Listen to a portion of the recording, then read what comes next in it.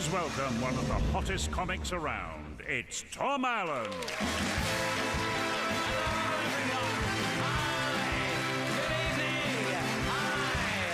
See you. Are you having a lovely time? Yeah. Good. The thing to remember about me is I've never really fit in. Like, I've never really fit in with my family. Like, I realise I come up here and sound all posh, probably quite intimidatingly so to you. But I'm actually from a very ordinary London family. They speak almost entirely in Cockney rhyming slang. They are always talking about the stairs. And recently I've been living with a couple. They're called Dad and Mum.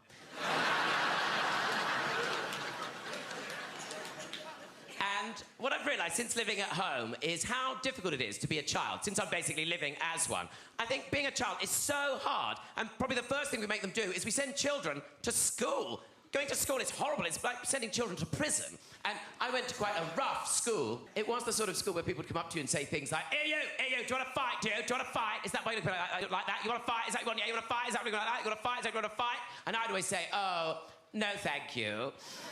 But thanks for thinking of me. Bye, bye, bye, bye, bye, bye, bye.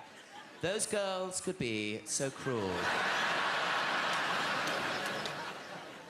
And so, to avoid getting picked on, everybody had the same of everything, just to blend in. So everybody at my school, they had the same pencil case. It was a pencil case that was designed to look like a packet of Walker's Crisps. And in it, everyone had the same math set, which comprised of a ruler, maybe a foldable ruler for travel, and a foldable ruler, which was great for underlining things, wasn't it? Until you got to the middle. They'd have a big bump in the middle, and then there'd be a protractor and a set square, which wasn't a square, was it? It was a triangle. And then there'd be a compass. Oh, I'm glad I learned how to use a compass. Not a day goes by.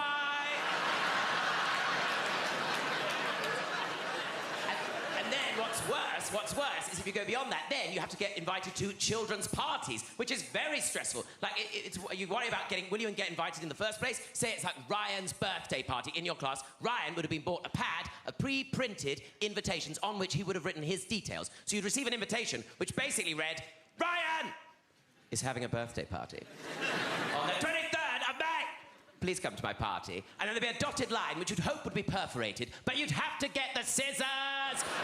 The day of the party would arrive, and you'd be driven round to Ryan's house. You'd be allowed to walk up the path on your own. In the background, you'd hear the sound of meow, which was your parents deserting you for the afternoon with these strangers. You'd ring the doorbell. Ryan's mum, Anne would answer the door. Anne was having a very stressful time.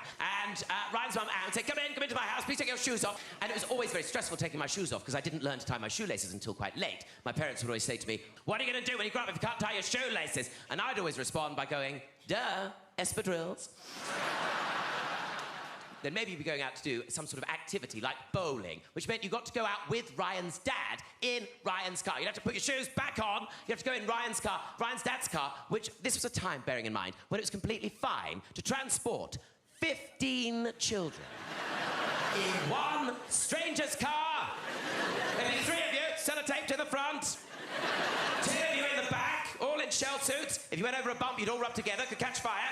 And then 2 of you would have to travel in the boot. Always be a short friend, Mickey. You don't mind getting the boot, do you, Mickey? It's all right, I've taken the parcel shelf off so you can breathe. But remember, if you see the police, get down! And then you'd get to, like, Croydon Mega Bowl. Croydon Mega Bowl, which was decorated to look like Miami in the 1950s, even though it was on the Pearly Way. And you'd have to go in past all the gangs, and then you'd go up, and then you'd have to take your shoes off again. Because, as we know, the flooring of the bowling is so precious, you cannot wear your outdoor shoes on the flooring of the bowling. We know this, it's the rule, we all know this. And then you'd go over to do the bowling, and you'd feel like you had to prove something, so you'd choose a ball that was far too heavy for you, barely get your fingers round it, you'd drag this ball to the end of the lane, drag it to the end of the lane, lob it into the middle of the lane, it would immediately go in the gutter, and that would be the end of your experience of bowling. And I remember thinking, even then, why is this floor so precious we can't wear our outdoor shoes on it? But it's completely fine to take a 15-kilogram ball and smash it into the middle of it.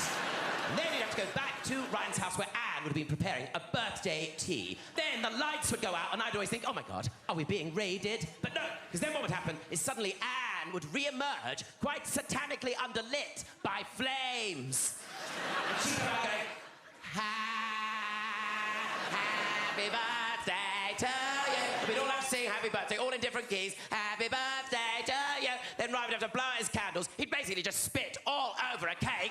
Make a wish, Ryan, maybe for a dry cake.